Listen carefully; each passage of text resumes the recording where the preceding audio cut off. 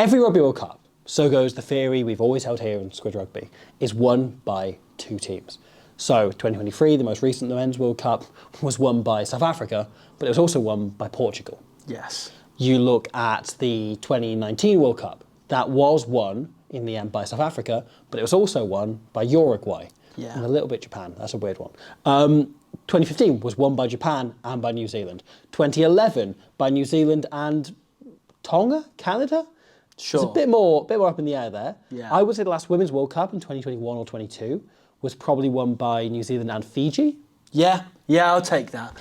However, I think Brazil just put down an even bigger marker than either England or New Zealand this weekend to be one of the 2 teams that wins this year's Rugby World Cup. So during the game, whilst we were texting about this, we each pulled up a different comparison of what we would compare this, both men's rugby comparisons to be woke, of what we would compare this team to. So you said? There's 2 teams that came to mind for me, right? Yeah. One is Russia in 2011. Yes. So the way they just wanted to score points, and that Russia team kicked a drop goal when like 40, 50 points behind. Hell yeah, because they were just happy to be there. They were delighted to be there, and now they're having the best time. And just chucking it about with no care for the consequences. And I think there was a big element of that. The other team they remind me of a bit is Portugal in 2007. Yeah. And there's something in the way that they're all amateurs, but they clearly love their rugby. This is like a pub team that's gone like, holy shit, A team full of cult heroes. Exactly. Yeah. So like the entire team feels that. And you look at like the actual personnel there, you know, the Rachel Cochran who's got an incredible story. Then you've got like, they brought off the bench 3 players with like blue or green hair. And you're like, well, this is brilliant. You had a scrum half with purple lipstick on. Like instant cult heroes everywhere across the field. Yeah. So you said, at the time you said Russia, but I completely agree with your point on Portugal of 2007 as well. And I went for Chile 2023 as well, in the way that they were running on the power of just running around like headless chickens, but not stopping. And I loved that. Like that can genuinely get you so far when you're a rugby team who are not very highly exposed to this level. And when you're just happy to be there and you want to just see how well you can do in any given scenario, and you break up the game into individual passages of play rather than an 80-minute marathon, that can weirdly get you quite far. Yeah. And we've seen it so many times that teams have turned up to Rugby World Cups with, in a way, no right to be there. This being Brazil's 17th ever test match. And them just going, brilliant, let's just see what we can get out of this. If we tackle a Cesar Hele, then that's a good thing. If we make her drop the ball, that's even better. If we can get a penalty or get into their half or make a line break or score a point, then it's even better. And we will talk about South Africa later on a little bit, but there were so many moral victories in that Brazil. Yeah, so a bit of context in this Brazil team, right? This was their 17th game of 15s ever. Obviously a much longer and richer history in 7s, but really it's a women's 15s team. They are a they're not recent, but like they've had a very stop-start existence. Yeah. And it only recently kind of like solidified. Had played 7 games before 2022. Yeah. And it's only really because of WXV and like World Rugby to give them some You've got to credit, give, like, the WXV's been fantastic for this, for Samoa, for those teams that aren't playing much rugby and the union weren't doing much to organise them. To just give them a baseline that they can play test matches that are fully capped. So that's been brilliant for them. They've then grown from there. They played more tests over this World Cup cycle than they did over their entire history. And this World Cup cycle was a year shorter as well because of the delay in 2021. They had never won a test match before 2023 when they beat Portugal.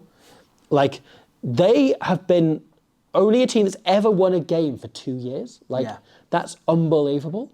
So the chances of them coming to this World Cup and winning a match were pretty much impossible. Them getting here was a near miracle. They beat Colombia, a team who were much more favoured. They just kind of had one of those like destiny days, and it's now led to this team being able to go out and like play their hearts out. Colombia are a team with a decent heritage in women's rugby as well, especially really as a sevens team. Like, they really are, yeah. Yeah. Like been to World Cups in the past, and you know, like that was an enormous upset. Yeah, As you say, they have no right to be here in a way. Yeah. sort of equivalent to like Uruguay qualifying in 2015, right? Yeah. Like, it came completely out of nowhere. Everyone was kind of had Russia like penciled in as the next team. World Rugby had that penciled in because they were looking to invest there. Brazil, though, I think is sort of the opposite. Like, Brazil is a country we've talked about and World Rugby have talked about potentially growing into in the future. Yeah. And it's also something that like you look through their team and they are talking about themselves. So Rachel Cochran, we mentioned, is like kind of the talisman of this team a little bit. Yeah. Who we mentioned in the preview, but went through a horrendous run where picked up a knee injury playing sevens, had the operation, and while she was under, they caught she had breast cancer. Yeah. She continued to train with the national team whilst undergoing chemotherapy, came back, played sevens again, now was converted back to 15s, and not only has she gone on and played in a World Cup, she kicked all 6 of Brazil's points in this day. 2 penalties. That was such an emotional moment. Yeah. Spoiler for moments of the year. Oh, it's in there. That's It's in coming there. up. Yeah. But the moment when the referee stuck her hand in the air and Raquel Cochran stood there with the ball and turned to Coimbra, the captain, and there was just a look to say, like, yeah, we're taking the All right, Ian points. McGeechan. Yes, yeah. But it was, and then as soon as you put the ball on the tee, it was like, I don't care whether or not she, I mean, it's amazing if she gets this. Even if she misses it, like, it's a great moment that we're in a position where Raquel Cochran is at the World Cup kicking goals against anybody, you know? And then as soon as it went through the post, the Brazil fans went wild. Yeah. And then the second one, I think, was in a way even more emotional, you know, because at that point, Brazil were about 40 odd points, I think they're 46 points down, I want to say, at that stage. And obviously, they're not doing that to get back into the game. They're doing that to just build up a tally and to get a moral victory. And we said before this tournament started that for Brazil, it's not about wins, it's not about results, it's about moments. Yeah. It is about how much can you get out of this. And 6 point scores. Look, you don't count the scores that go against you, right? You count what you do to delay those, maybe, so the tackles. 232 tackles made by Brazil in that game, which is phenomenal. 268. Yeah. Oh, okay. So even more than what World Rugby had written down on the post-match thing. That's it. That's an incredible defensive effort. Yeah. And sure, you're playing against teams that are better conditioned than you, who are more exposed to this standard than you, who have played more, who are faster and stronger and so on, and more organised. Of course they're going to score tries past you because they only have to make so much ground before they're over the try line. But if you tackle them that much, that's what matters. Right? If you don't, in this scenario, when you've never played at a Rugby World Cup before, you don't, it sounds so corny and rugby valuesy, but it's true in this case. You don't just count the points that go against you. You count what you do. And that is scoring 6 really valuable, incredible points that they scored.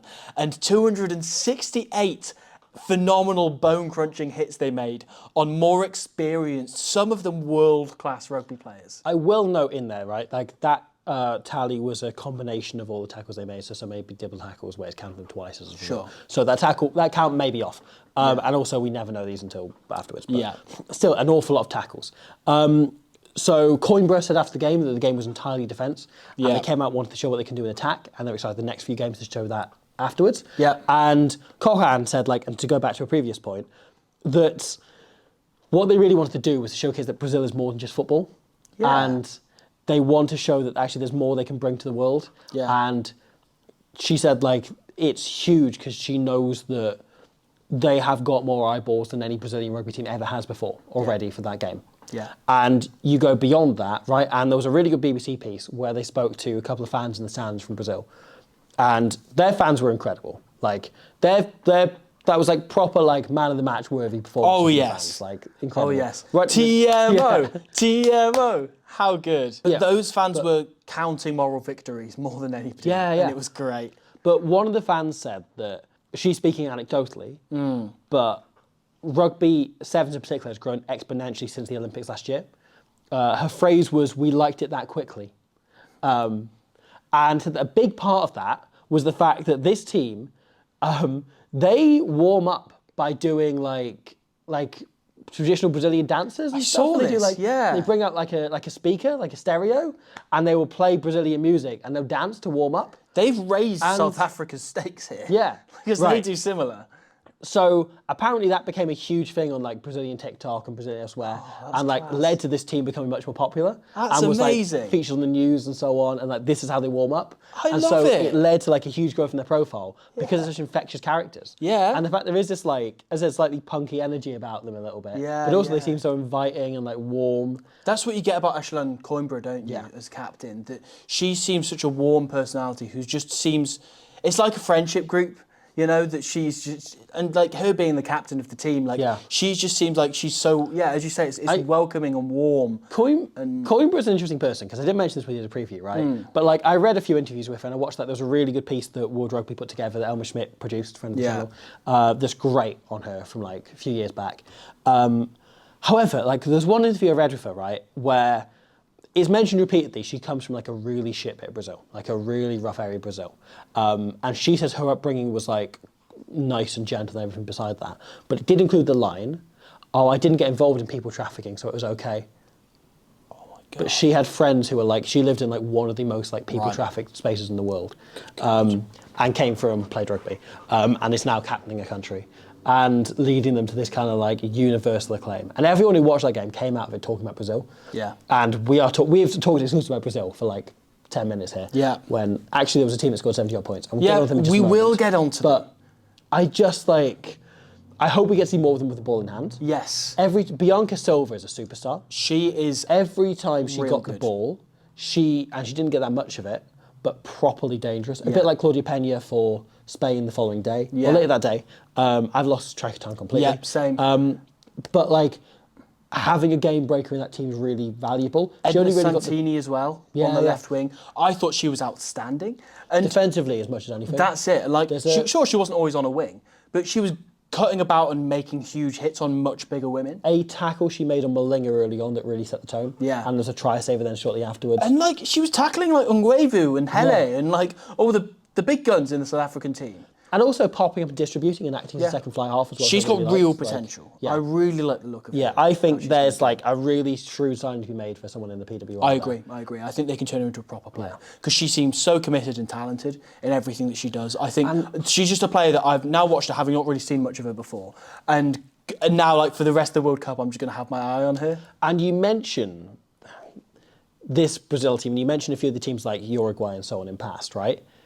This is an incredibly young Brazil team. Yeah. And there are a few key players, Cochran being one of them, who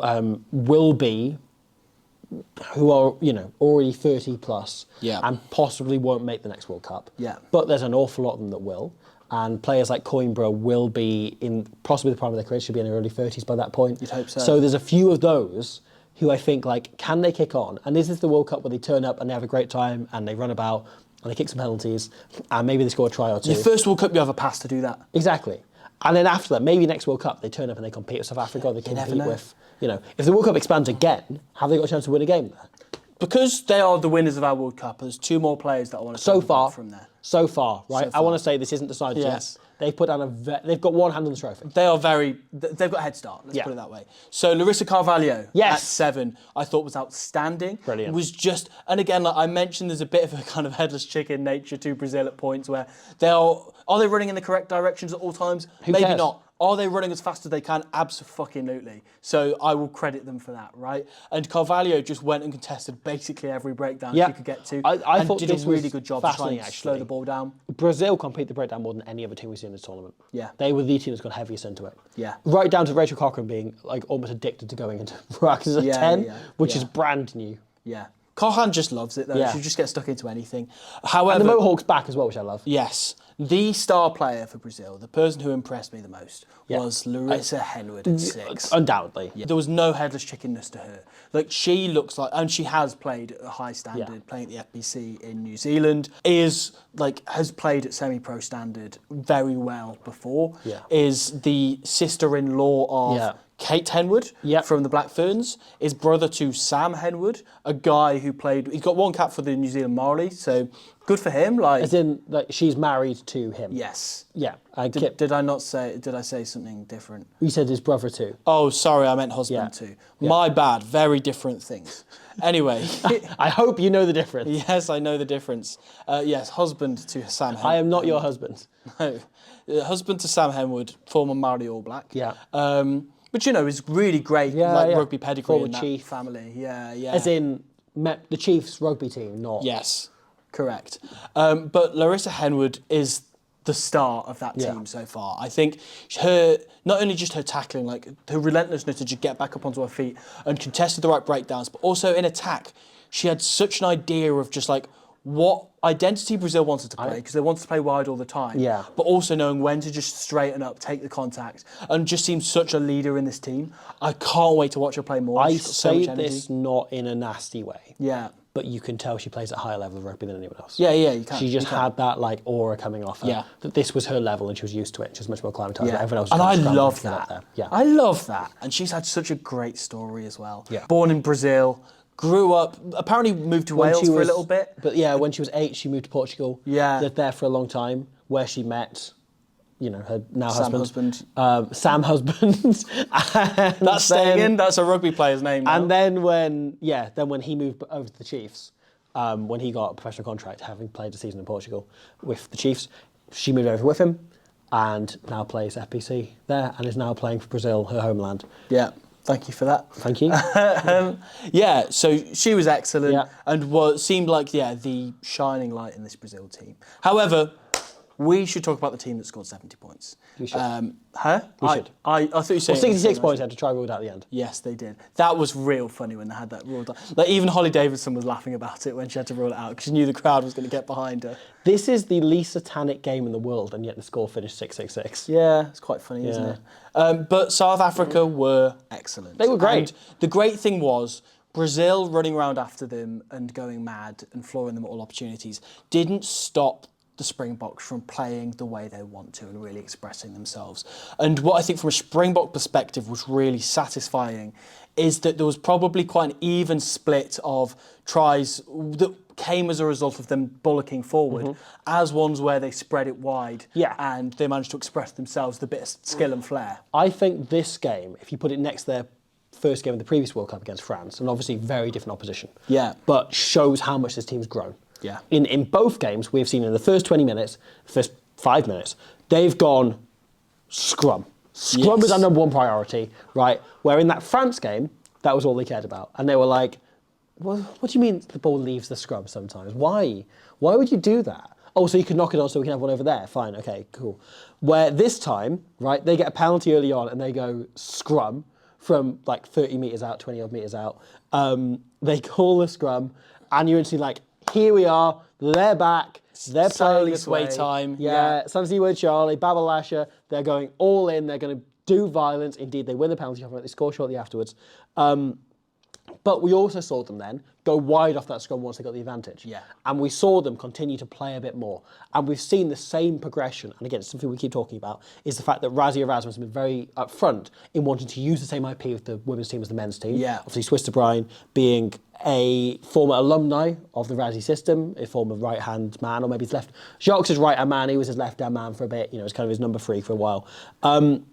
And we're seeing that kind of growth. And we've seen them do the same thing as the men's Springboks. And we saw them at times playing the same, like 4-pod structure and so on, and playing the same way, which I thought was really exciting and really interesting. Yeah. Suisse de Bruyne's impact on this team, I think, has been huge as well, because he's an attack coach by trade. Yeah. And that's really great because their IP is very much upfront based, and the fact that he's managed to then round that out is really positive for them. We had a chat off air earlier about a certain decision that Suisse de Bruyne made during this game, and that was, I think, really appealing for fans of the men's Springboks who have seen a little bit of the women's Springboks but not necessarily converted fans yet. There have been a lot of comments under the Guide to Women's Rugby for fans of the men's game video from South Africans who've never watched the women's game before, saying they're going to watch this weekend. Brilliant. Which is really exciting. That's what you love. And I think, 7 of the 8, because one had come off an injury already. Yeah. 7 of the 8 substitutions came on in one go. Yeah. At one moment, the bomb squad, and the crowd lost their mind. Yeah. That is a great marketing tool, isn't it? Yes. It's such a great piece of promotion for the Springbok women's team, because if you look at like Ellis Park and what that's like, there's people holding up signs saying bomb squad. When they roll on the bomb squad, you know, the flames, the cannons fly into the air, and you know, they start projecting like bomb sounds through the stadium and so on. Like, it's a huge moment in any Springbok men's game that happens, and being able to have that easily translate over, and also as well as that, it gives individual personality to anybody named on the bench, that to people who don't know them, that they can look at it and go like, oh brilliant, look who's on our bench this week, like, you know, we're getting that boost at 50 minutes, and then putting them all on so early, I thought was such a great tool. I think and they all played so well as well. I think you look at how the England team have been marketed really smartly as very different to the Red Roses. Yeah.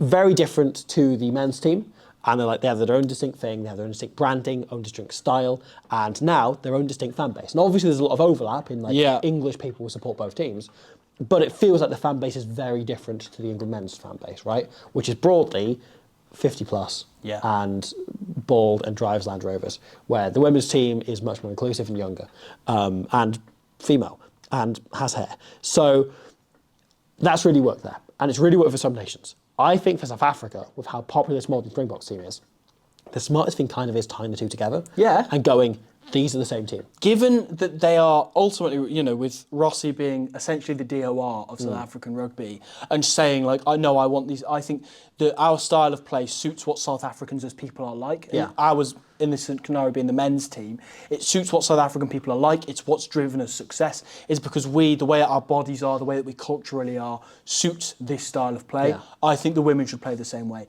And so far, so good from that. Yeah. You know, that obviously there's a way to go for the women's Springboks, but there is significant improvement. I think until we are shown a reason why that wouldn't work for them at a higher level, I think they should persist with that. And it happens to tie in with this current boom of women's rugby we're having promotionally. And yeah, I think that's a really, really exciting thing. And I think that was a really smart thing about the bomb squad thing, is if you are a men's fan who has never watched the women's box before, you see that and you go, it's the men's Springboks. Yeah. It's the same team. You get that serotonin kick. Exactly. You view them. They're not just wearing the same kit. Like, there's so much shared DNA between them, and they play the same way. It's the same team, except the players happen to be female who are playing. They are the team in this World Cup who are the shortest distance between them and the men's team. Yeah, I agree. And obviously, the South African men's team are the best team in the world, even if they lost the number one world ranking. But the women are not, but were very, very good this weekend. So, Briandre Dolph. Yes. How much fun at 15 was she? Yeah, I enjoyed her at fullback. Yeah. Obviously fits the Cheslin Colby, Aronson mould as well. Really reminds me of Gio Aplon in the way that she's so unpredictable and will run from absolutely anywhere, and will try and link up with people, get a second touch on the ball, especially on kick return. Like, that is her speciality. Goal kicking as well. Yeah, and did a good job on there. She looks about 12 years old, Dolph, but she is utterly brilliant and such an exciting player to watch. Yeah. And to balance that out is, we mentioned this in the kind of preview for South Africa beforehand, what an inspired decision it's been to move in the star back, Nadine Ruiz, into the 9 jersey, and having her as an extra fullback, which means that when space does open up, that suddenly like she can ball, because her skill set is so vast, but her brain is even more so. Yeah. That, you know, when it comes to passing or dummying or kicking or just letting somebody else do something and spotting it for them to then make that decision, you know, like, she's got so much in her arsenal, and she can ultimately play like 2 or 3 positions at once. This is the thing, though. That was the benefit to having her at 9. I think she's become a better raw scrum half with every game she plays there. Yeah. Like, I think now versus the first game of kind of this season, where she was playing there, she has got much quicker in the ball on the breakdown. Yeah. Much like cleaner, just doing the reaching down, picking it up and popping it up. Yeah. Like, she's got so much faster at all the like core scrum half bits. Yeah. And it's clear they've been absolutely drilling her on that. Yeah. And I thought she was exceptional. Yeah. Because you are then able to, now she's got the basics, like, they're no longer just like at basic level, right? They're now like, she's an exceptional scrum half. You can now allow her to use the rest of her 100%. Kind of more general rugby playing abilities. 100%. And some of her pass selection was really good. The way it does require you to scan the line differently playing scrum after playing 10 or playing fullback. I thought she just like got the most out of that pack because they were on a constant rolling rumble. Yeah, 100%. And It is definitely made easier when you're playing behind Cesar Hele, Yeah. who was world class, was completely at her best, scored 3 tries. The good thing about this was that she was a good link between forwards and backs, as well as just being a pure ball carrier. I think that was really, really important, as being the person at the back of this outstanding set piece that they've got. Babal Walacha, we talk a lot about, but she was phenomenal up front for them. And yeah, Hele being kind of the link between her, and she's clearly got a good relationship with Nadine Ruis at 9, and Libby Jans van Rensburg, who was outstanding at 10, had one of the best games in a Springbok shirt. But again, when you're the middle person between a Cesar Hele and Apiwe Ngwevu, then your job is made a little bit easier. And Ngwevu got player of the match in the end. Fairly deservedly so. I think deservedly so because Hele went off. And because Hele went off early, right? Yeah. But Hele was pound for pound the best player on the pitch by a country mile. Yes, I agree. But also I think the thing is that they both have a similar build in that they love knocking people over. Yeah. They are like proper crash ball players with the same haircut, with the shock of blonde hair. And you kind of look at them as a double act. Yeah, you know, and they're like, especially when Hele passes to Ngwevu, you're kind of like, oh, okay, like, you know, I've just avoided tackling one of you. What do you mean I've got to tackle the other one of you? I would be a bit more panicked and nervous than that. But yeah, that gets the point across, yeah. Yeah. I'd be mostly screaming and shitting myself. 100%. As I do most of the time. I have a feeling it was kind of a joint player of the match. Yeah, you know? yeah. It was kind of an element of that. The work they put them together. But it's like a centre combo, isn't it? The 8-12 there, because Ngwevu, there's no subtlety. She's a crash ball centre. Yeah. She's not there to distribute the ball. They have Libby Jans van Rensburg to do that. Oh, yeah, There's a couple of really lovely passes she put especially like short offloads. She's brilliant at, because she's so good at riding tackles. She's more than some of her parts, Ngwevu. Yeah. So, the question is, how far can the Springbok team go? That is the question. I think in their current form, I would love to see them get to a quarter-final. Yeah. I would love to see that. But to do that, they will need to beat Italy. They would need to beat Italy. We will talk about Italy separately. They can do that. They can do that. I think that's, now that Wales-Scotland is done, that's kind of the pool match I'm most looking forward to. Australia-USA is the big one, isn't it? That's true. And then this one is like the chance for an upset. Yeah. Because it will be an upset, right? Italy have been a better team. Yeah. But Italy didn't fire on all cylinders. They were pretty good against France. I think they were better than 24-0 suggests. But I don't know. I think there's a real chance for South Africa to get out of the pools for the first time ever. I'd love that. And as we've already said, like there's such a clear identity to this team. And that's such an exciting thing. A core strength in the scrum, which we saw this last time, They were right? a bigger team than Italy are as well. Like France were thought of as having probably the best scrum in the world in the last World Cup, and South Africa turned up and went, hold our bride. Yeah. And hold sure my enough, biltong. they had to, because they were stood up the entire time, that French team, because they couldn't hold the weight.